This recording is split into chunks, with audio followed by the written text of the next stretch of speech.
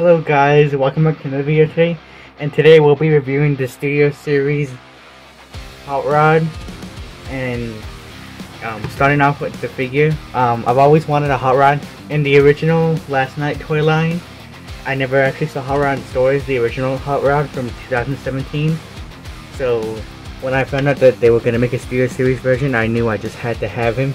So here he is. So let's talk about the figure. So here's how he looks. Here's how the head looks, like that.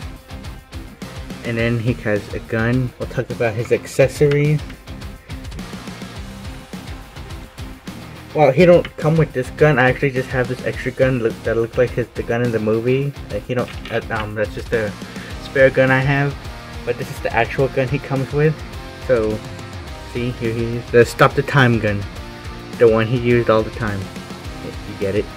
And then you see how it has those blue paint applications. The sculpting is nice, and he can hold it, but you see this panel right here on his hand.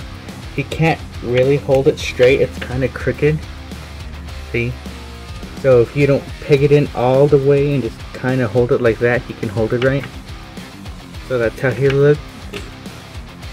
And then with this extra gun that I have, he can hold that one too. So let's do some size comparisons. So here he is next to Earthrise Optimus Prime. Let me rise the camera a bit. There he is compared to Earthrise Optimus Prime. Here he is compared to Laserbeak. They came out in the same wave. That's how they look together. And then here he is with his brother Bumblebee. I guess that's what you would call him. This is the Studio Series 49. And then here he is with the original 2017 Bumblebee. That's how they look. And then here he is next to Hound. The Last Night Hound. And then here he is next to the Studio Series 86 Hot Rod.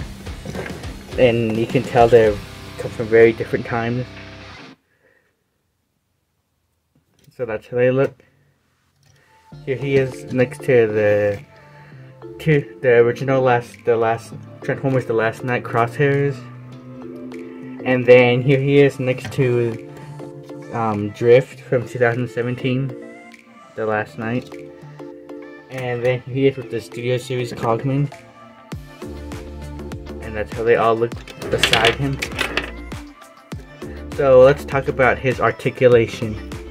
So taking off the guns,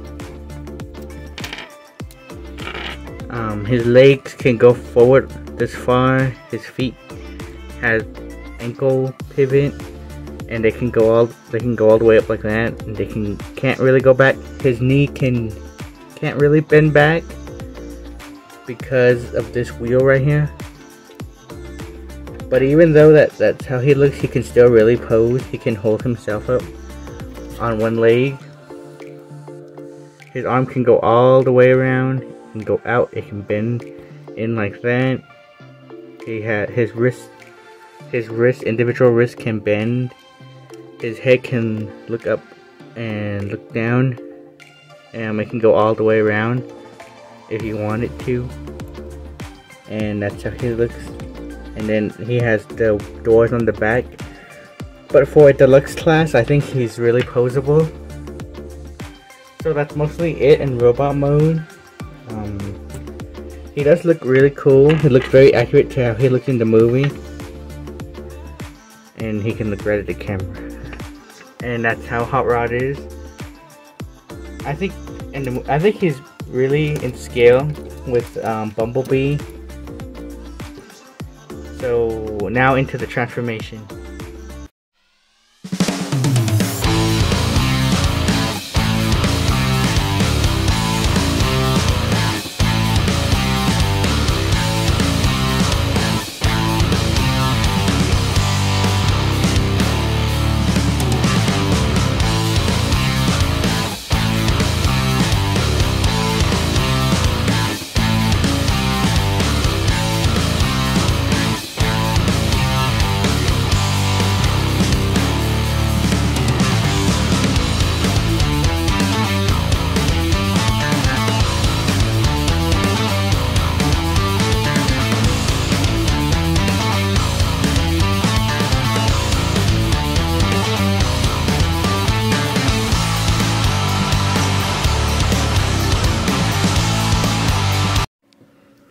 So as you guys saw from the transformation time lapse, it's not hard to transform him, but it is complicated. For a deluxe class, he is really complicated. You even saw me that a piece did fall. A piece did these back pieces right here. Wait, sorry, this tab in. Okay, so you did see that these right here, these pieces right here. See how they're kind of loose? They're not pinned, they're just held on by friction. That's why they just fall off. Even you can see it in the time-lapse video.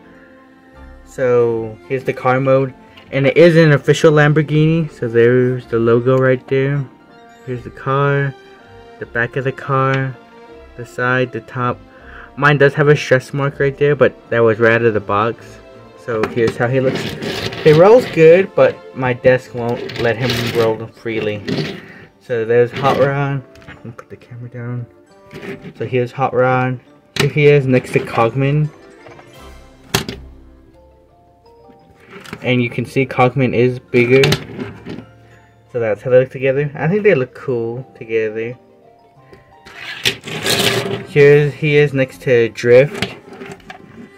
That's how they look together. Drift is also bigger. And then here he is compared to Crosshairs. Crosshairs is much bigger than Hot Rod. So that's how they look. And then here he is compared to Bumblebee. Now these two, they look cool together. I like the way they look together. I didn't transform the Studio Series 49 Bumblebee because it's too complicated. So we're gonna skip that one. But here he is next to the 86 Hot Rod. And they look cool together, even though they're the same character but from different movies. Here he is next to Laserbeak. And he is just so much bigger than Laserbeak. And then here he is next to Hound. Then here he is next to Optimus Prime. And that's how they look together. Optimus is bigger. So final thoughts on Hot Rod. He is a good figure. I do recommend you get him if you get the chance. Get him while he's still available, because I know he sold out on Big Bad Toy Store. So maybe other places would have him. But this is definitely an awesome figure. 10 out of 10. Oh wait. He does have weapon storage, in case you're wondering. See this peg on the gun right here, and see this hole? You just peg it on like that, and then that's how he can stop the time while he's driving. So that's been my review on the Studio Series Hot Rod. Like, comment, and subscribe. The next review will be on Laserbeak. Bye. Stay tuned for Thursday's video. Bye.